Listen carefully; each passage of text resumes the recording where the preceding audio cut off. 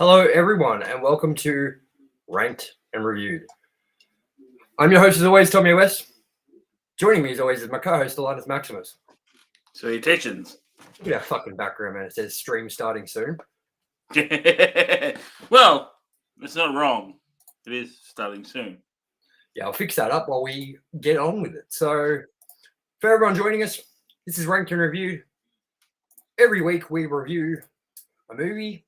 Usually we try to do it in a franchise, and we usually try to do the franchise all in one go. So we do every movie leading up to the newest release, and we rank our choices from worst to best, best to worst, whichever you want to say.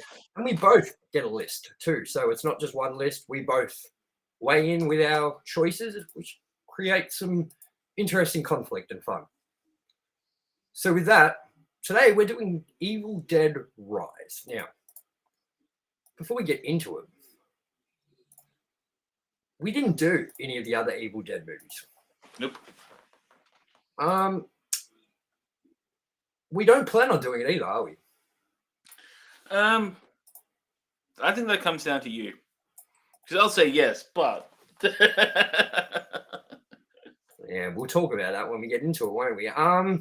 if we get bored around Halloween, maybe. Who knows? Yeah. Even then, man, you know.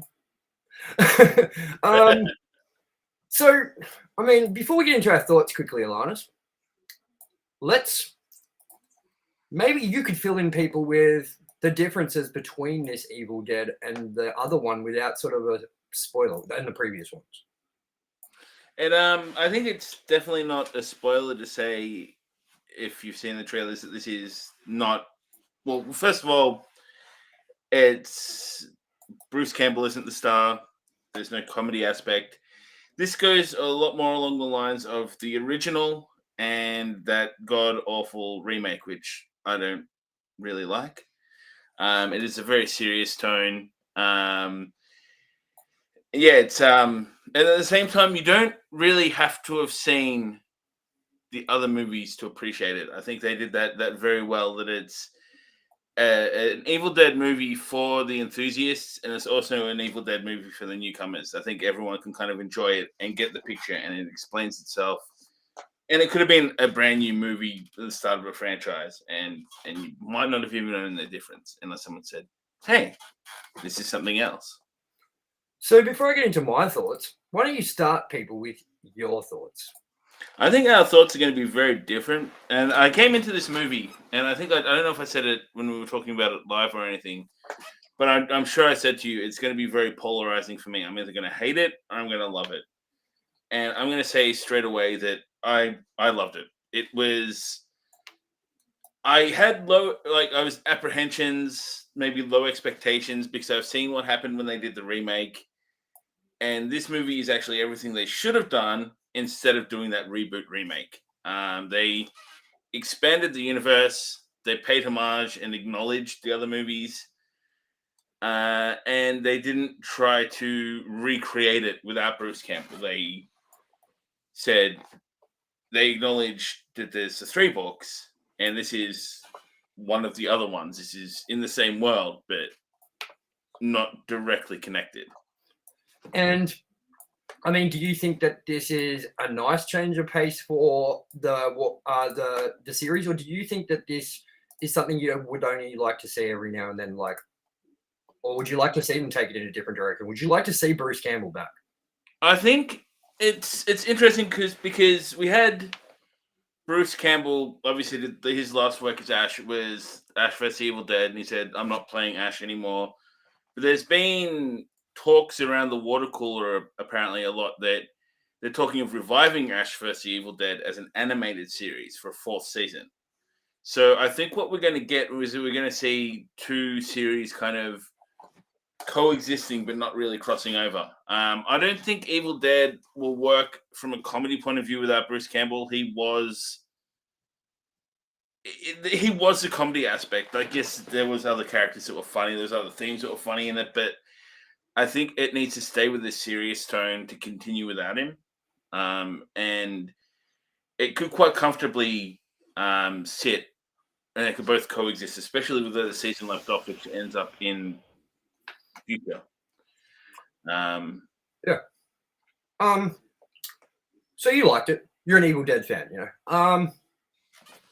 I didn't want to go see this. We posted a video about it earlier today.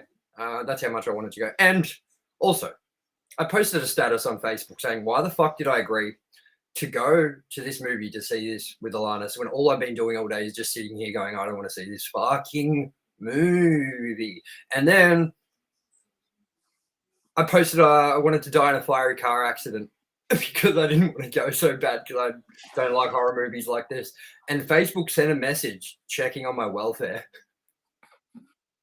They were like, are you all good? Are you okay? And I was like, yeah, like it's Evil Dead Rise. That's all. But yeah, my thoughts on this movie.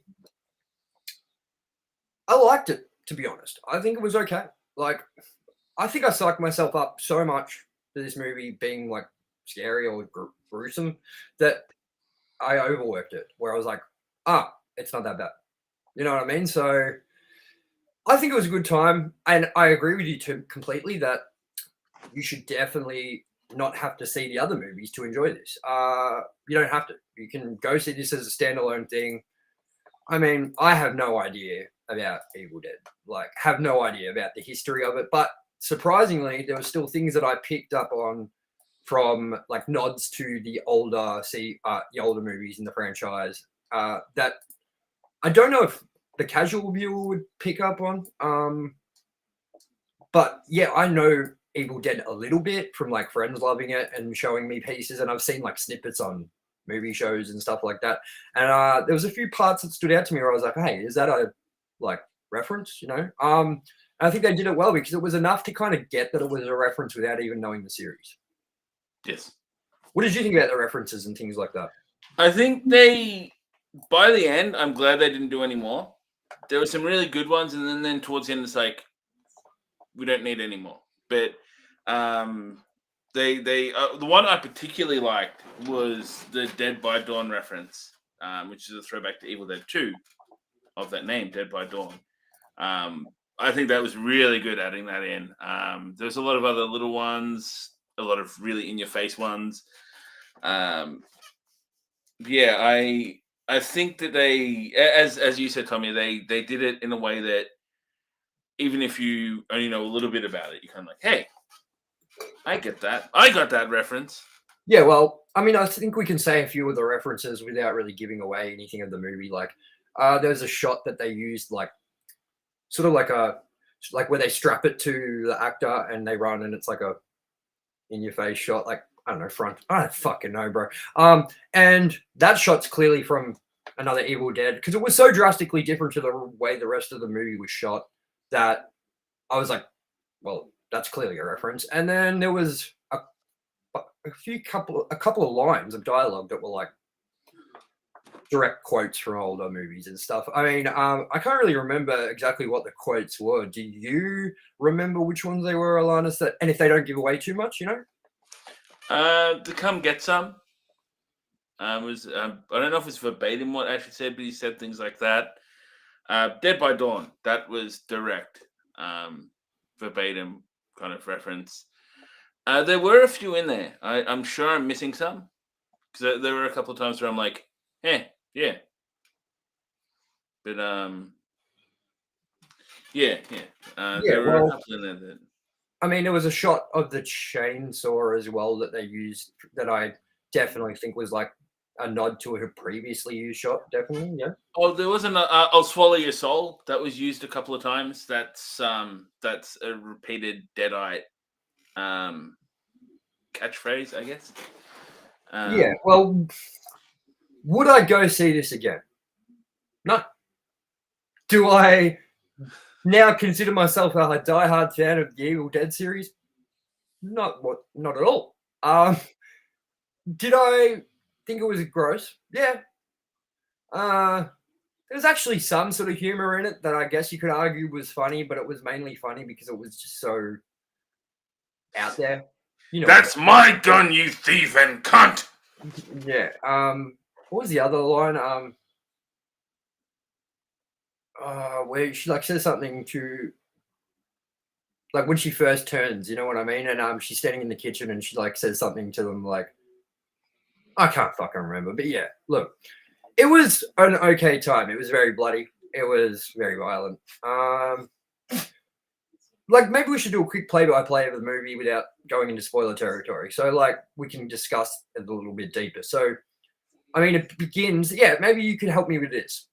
Where is this curse originally from? Is it from the lake that they were at the start? Is it from a different like world? What is this thing? It's the Kandarian demons. Basically, they come from the Necronomicon. They're summoned. Well, they're otherworldly, and they're summoned through the Necronomicon, the Book of the Dead, which basically, casting my mind back a little bit. So this is definitely might be a little off point, but essentially, some of the incantations in the book give the demons the right to possess the living, and have them as their hosts. And yeah, so like, because it was weird that it started at the lake, and then when it's like cut back to the apartment block, you're like, it says one day before, and I was like, how is this going to tie into that at the end? And I think they did a pretty. That was very interesting. Yeah.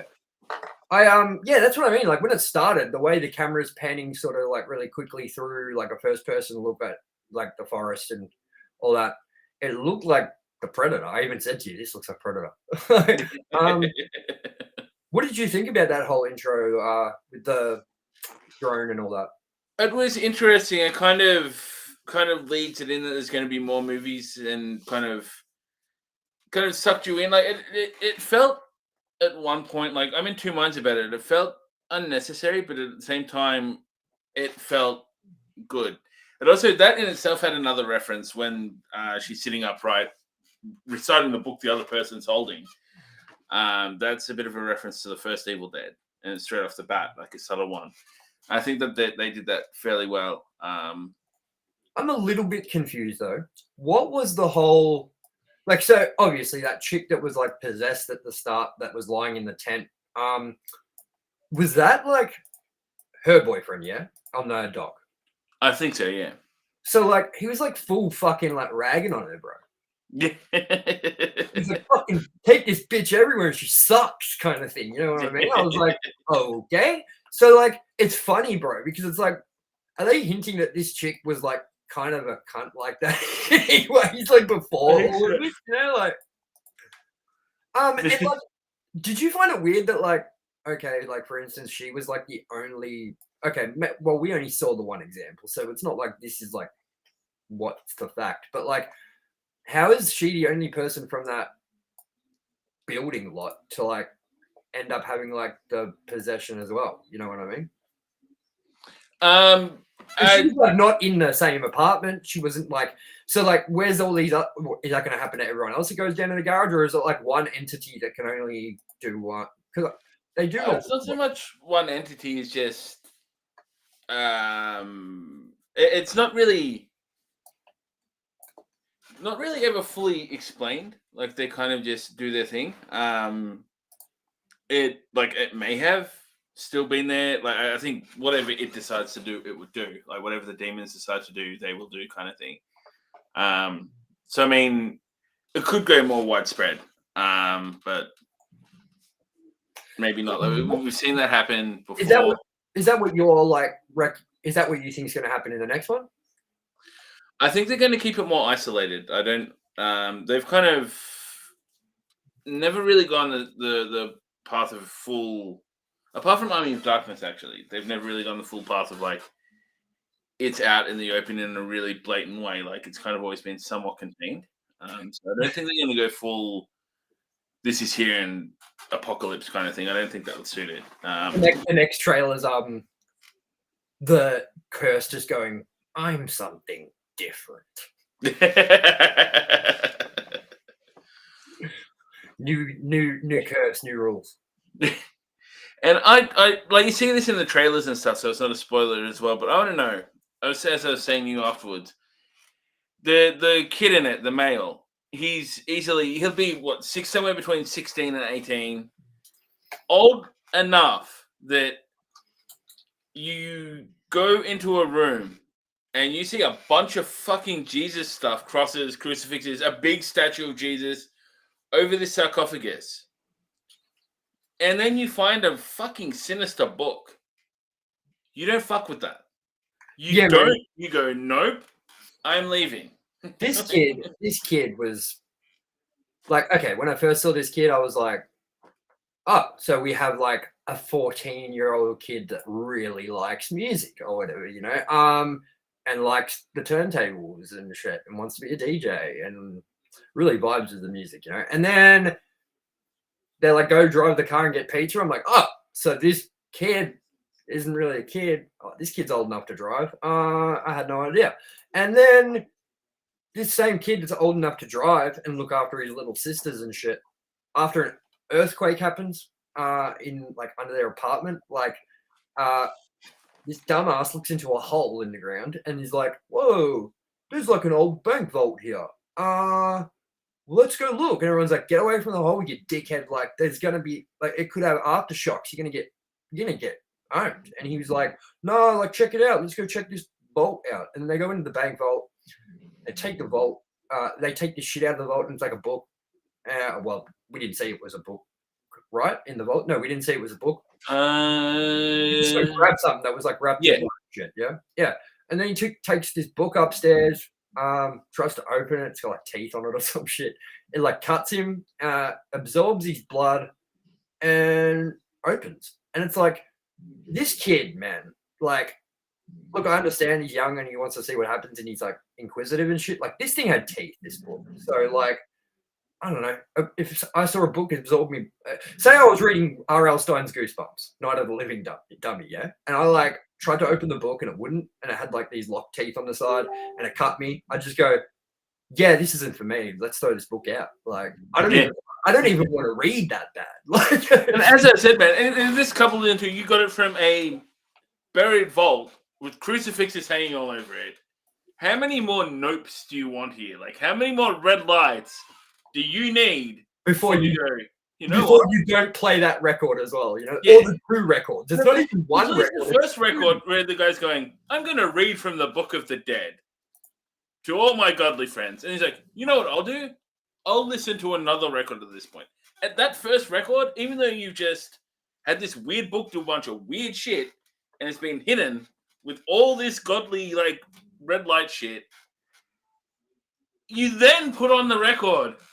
The second one. As I said, it's not just one record. It's like multiple records. You have to put two of them on to finish the fucking thing. You know what I mean? So it's like, man, this kid was asking for it. But like, apart from a few little weak storylines where it's like, there's no way a 16, 17-year-old teenager would want to open this fucking book and then play these records and speed it up. And like, it's a bit weak with there. But apart from that, like, I think it was a very coherent movie.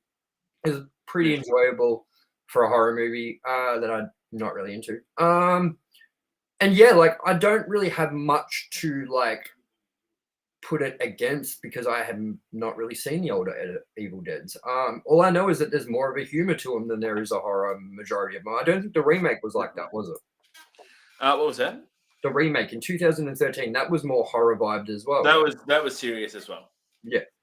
So, I mean, is that the last one that they made before this?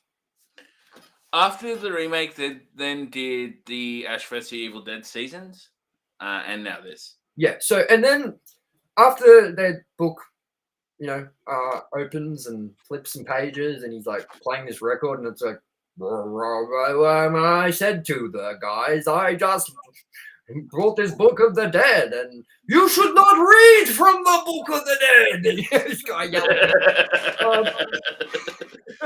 And then he's like, no, we must read from the Book of the Dead. And then fucking, yeah, like as he's like spinning the record, you see like the curse like sweep through the city, yeah.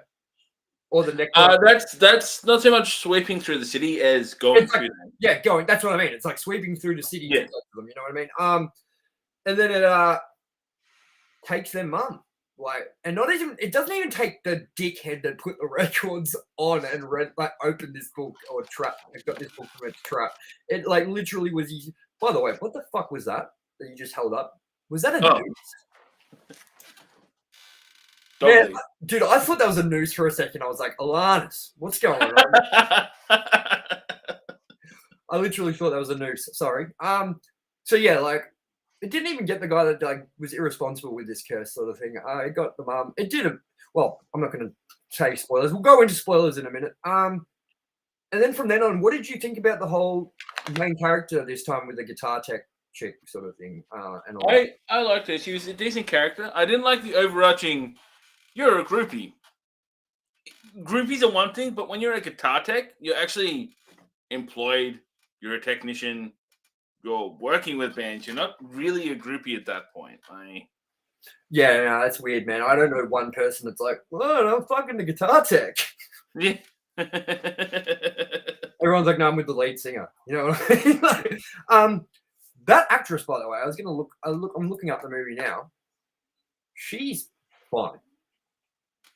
Her name's Lily Sullivan in the movie. Wait, she's Australian? What? Lily Sullivan is one of Australia's rising stars of the screen. Lily, at the age of 17, made her feature film debut in 2012 in P.J. Hogan's Mental, opposite Toni Collette and Leo Schreiber. Her role as Coral Muchmore earned her an ACTA Award nomination for Best Young Actor in Film Critics Circle of Australian Award nomination for Best Performance by a Young Actor. Lily starred as Miranda in the highly acclaimed series Picnic at Hanging Rock, which premiered at the Berlin Film Festival. She has been in... I've heard of that. She has been in Jungle from 2017, Romper Stomper, the series. There was a series of Romper Stomper? TV miniseries in 2018, 6 episodes. That would not be as good as the original. Fucking no, of course it wouldn't. She's in the Other Guy TV series. I Met a Girl, Monolith. I don't know. Stuff I haven't seen. Yeah. Stuff I'll never see. She's very good, though. Yes. Very attractive. Very different looking to a lot of other actresses, you know what I mean? Doesn't have that classic actress feel. Yeah. And then the mother... Oh, up a butt. The mother was Alyssa Sutherland. And she did a fantastic job acting, though. She was... Yeah, well, she's been in quite a lot. I'm looking at it now. There's like Vikings, The Mental State, Timeless, Law and Order Special Victims Unit. Dun dun. Dun, dun. So yeah, I mean, like this kind of looks like. Whoa, wait a second. Well, hold on. Hold the phone. She's Australian too. Wait. Wow. It says, because I was like, wait a minute, hold the phone. It says, born Brisbane, Queensland, Australia. There you go. Australians are better at being Americans than Americans. We're taking over. That's right. That's right. Fucking barbecues and beers coming your way. Fuck no. So yeah, I mean, they did a really good job. What did you think of the kids in this? I only really recognized one kid out of the lot, and that was the littlest kid. And I don't know what I've seen her in. I'm going to look it up now. I think they did a good job. Well,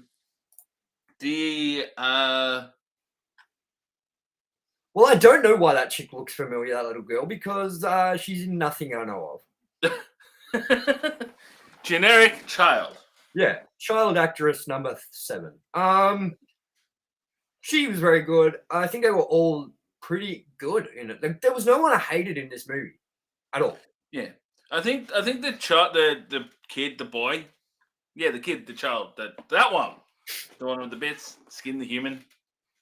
The dude, he was irritating, but I think he was meant to be irritating. He was a fucking dumbass, and it was good seeing him have a somewhat painful death. What about that idiot from down the hall that's like, may I pray? Yeah. You're an idiot, man. Like, he's like, let's all pray. Yeah, come in, everyone. It's like, she fucking, like, tried killing us. Then there was the other kid with the long hair that you didn't actually see die. You just see him dead later on. It's like, well, I assume he's dead too. Yeah, there was The some one funny with the bits. you see the little brother get fucked up, and then they go there later, and there's the other guy's like, you see him swallow the eyeball, and it's like, I assumed it was implied that he choked to death on it. Yeah, that's my biggest gripe is that kill. That's That eyeball though, that was a bit of a call out to Evil Dead 2. A similar thing happens in that. yeah, but it was so out of place, man. Like all the other murder, like all the other killings were so brutal, gory, and like pretty hectic. And that killing was like silly. And I don't think that should have been a kill. the That's CG why looked when it good actually too. happened, I'm like, and we didn't see him die, and then you see him dead afterwards. I'm like, so he choked on the eye. Yeah, man. I think he should have just been a gross the eyeballs in my mouth kind of thing. Yeah, I mean, what a little bitch, man. Yeah. At least it was child murder. Fuck. I don't know, man. It was good. It was good, and there was like some silliness. As much as people are like, oh, it's more serious and there isn't really humor to it. I mean, there is some silly humorish bits, like some of the lines the mum says while she's possessed and things like that. By the way, a little bit of trivia for it. The film was originally meant to release exclusively through HBO Max via direct to streaming, but it performed so strongly during test screenings that the studio decided to release it theatrically instead. This movie just keeps like, cause the same thing. It was like, there was a handful of sessions. Like the only place this side of Chadston was the session after the one we went to. It was nowhere else. And then within a few days, heaps of sessions sprung up. So, the filming location was Auckland, New Zealand. Okay, so Australians are more American than Americans, and Auckland is more like LA than LA. Man, I'm trying to find it. Where's the director from? Let me go to this. Lee Cronin. She's also the writer. Oh, it's a he. Sorry. He's also a writer. We're in the years that apparently gender doesn't matter. So what does it matter if I fuck that up? How do you go to Auckland and go, you know what? This looks like America. So where's he from? Is he from? I'm looking now. Born. Dude, it's weird because this guy doesn't look like he is from. He could be from Australia. I fucking don't know. Wait, here we go. No, he's from Dublin. Who is? Oh, the writer. Director/writer. This is like his really first big thing, I think. Like you look at the other thing and there's some stuff, but nothing of like substantial. A movie produced by Americans, directed by an Irishman, made in New Zealand with Australians. What do you think the budget was on this? Have a guess. I will say 25 million. Half that. Really? 12 million. 12 million. I think it's going to make that very easily. Yeah, I wouldn't be surprised if it kind of already has. Like, has it got like what it's made so far at the box office? I'm having a look. No. So it's opening weekend everywhere. It looks like it. So that's weird, man. I swear that people had like seen this very early. Yeah, see, like at March 15th, it premiered at South by Southwest Film Festival. Ah, that one. Yeah, and also in Argentinian, it's Evil Dead, El Desperado. And in Spain, they don't have it yet. Like Halloween 3. They're waiting 34 years for it, like Halloween 3. Dick Warlord! Let's get into spoiler territory quickly. If anyone doesn't want to see spoilers or hear spoilers for the movie, then I say back out. But like, look, there really isn't much we're giving away here. It's not like the ending is the part that everyone wants to. What happens at the end? Like, it's not one of those movies. Alannis, what did you think of the ending, and what do you think it sort of like is leading us to believe is gonna happen with the series? Because I feel like it was kind of like going, huh, at the end. What do you think? I think it's leading into I don't know. I don't know if it's going to directly connect to another movie. Like I don't know if I want a replacement character for Ash at this point. I don't know if I want to see more of this heroine. I'd like to see more, but I'd maybe like to see other settings, other groups. Maybe a trilogy and it can interconnect in the third one. But I'd like to see another take where the third book appears somewhere. Like some people might say, "Oh, you're just treading water there," but I don't think so. I think that Well, I definitely think that they have to do that, don't they? yeah, Like that's kind of what the series is doing now. Like they've kind of wrapped up Ash's like portion of the movie, like story, and that was the first book. Now this one's about the second book. So I mean, like, I don't know. What do you think? Do you reckon that was definitely like the end for that demon? Because like, didn't the priest say on the like record that like he tried dismembering him and that wouldn't work, or did he say that that was the only option? only way is dismemberment. So that was like definitely finale for that. Yeah. Because there was no way you could go more, like, you couldn't kill this thing anymore dead. Yeah. It So became a beast. for anyone wondering, at the end of the movie, so like all the people that are possessed by this thing, like mashed together to create, is it a necro? What's it called? Does it have a name, the thing? They're Deadites. So yeah, it creates Or Kandarian demons. Yeah, or Kandarian demon. Creates one of those. And like the only way to do it is to like behead it. So very convenient that they have a wood chipper at the bottom of their fucking apartments. I mean, I guess the apartments are getting like leveled in a month or whatever, so they're getting everything set up, but I didn't really see much other construction equipment, did you? I think it might have been shotgun dudes. Because at one point he's like, I've got the tools downstairs, but it's in my truck. So I think Very true. Very true. So yeah, basically she stuffs this thing through a wood chipper, and then the head's severed, and yeah, that's it. Talking smack. Yeah, kicks the head into the fucking wood chipper as well, you know? And yeah, a lot of blood. So yeah, I mean, like, we'll kind of wrap it up because there wasn't much to talk about spoiler-wise. We've kind of given a lot of our impressions, kind of giving you a breakdown of how things kind of unfold, what we thought of the characters, what we liked, what we didn't like. Alannis, let's give our sort of ranking out of 5 for this. 5, what would you give it out of 5 stars? I will give it 5. I was thoroughly impressed. This did more than I thought it would, and it did it well. Very spicy.